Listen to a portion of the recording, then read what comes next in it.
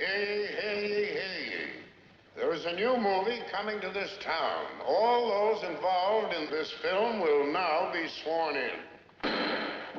Raise your right hand. Do you solemnly swear that you have done your job in this picture to the best of your abilities? James Stewart? I do. Lee Remick? I do. Ben Gazzara? I do. Arthur O'Connell? I do. Eve Arden? I do. Catherine Grant? I do. And you, Duke Ellington? I do. And you, Joseph N. Welsh, who temporarily deserted the real law to play Judge Weaver? I do.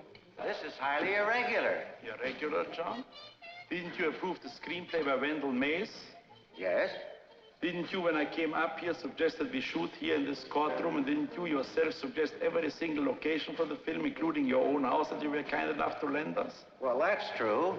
And didn't you, being not only a bestseller novelist, but also a justice of the Supreme Court of Michigan, didn't you supervise every single legal detail in the film? Yes, Otto, but you don't have a jury.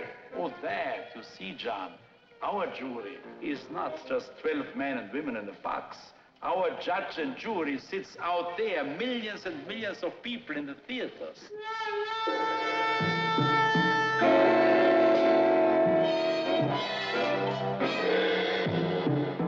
He said, I fooled my lawyer, I fooled that head shrinker, I'm gonna fool that bunch of corn cobbers on the jury. You're a liar! You're a lousy, stinking liar! Oh, could Muff have a little in that ashtray, maybe? He loves beer. You want a beer for the dog? Mm-hmm.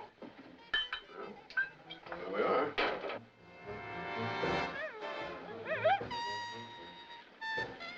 He'll go to sleep now.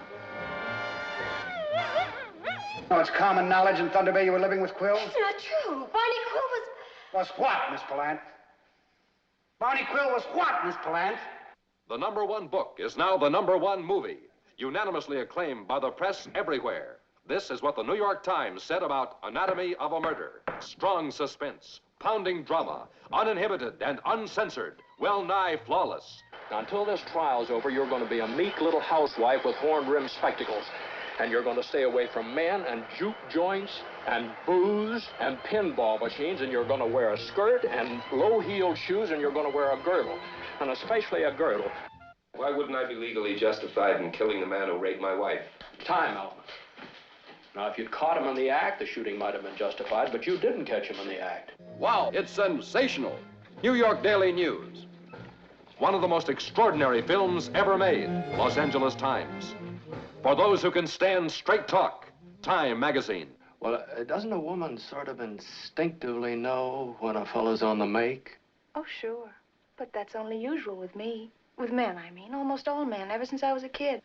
Did you cry out? Did you scream? Didn't seem to be much use out there in the woods. And this is what other critics said. As tense and thrilling a shocker as has come along in years. Life magazine. On every count, one of the best films of the year. New York Herald Tribune. Sacco Cinema. Don't miss Anatomy of a Murder.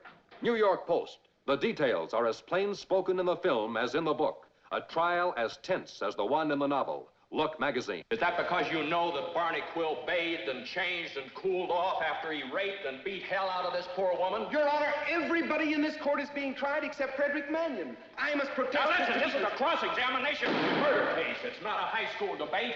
What are you and Dancer trying to do? Railroad this soldier into the clink?